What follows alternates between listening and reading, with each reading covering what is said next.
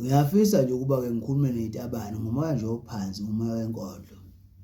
Ubutamale ke angifuni ukukhuluma ngabo ngoba angazi umkhakha usebenza kanjani ukuba noma le anti kumila amawoneni angazi iright nje lapha ekudeni kuyinto yabo. Leyo nto yonakala uma sebeyiphoqa kithi.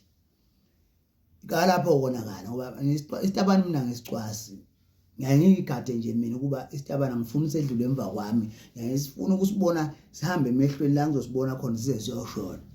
Le nto ngisusele ekutheni ke ngo-2013 sihamba lapha nomfosi yobona intombi yami ngapha. Ngiyayitshela ngithi hey ngizobona isikhathi esincane lapha ngoba ngihamba nomnye umfowabo asiyedlula. Ithi yona hayi ngizophuma nomngani wami. Awu cagele sokwempela hawu abephume ke nebala.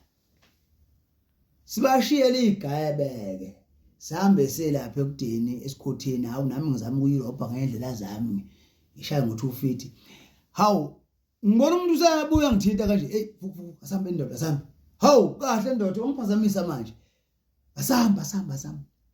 Hawu ngangagculiseka kodwa phela ngasukuma ke hayi kwahanjwa. Ngithi mina yindoda ngoba lengane ibikuvuma futhi benibambele ngemnandi niqabula lokho ephimise nje amathe. Kwenze njani uthi ayikhulumeki iqumbile. Hawu iqumbe ini ngani yone kahle. Ngeke uyi understand lento. Isitaba ngathi hey. Yabona mfethu yabona umuntu kahlale sajwayeleka lapha kahle.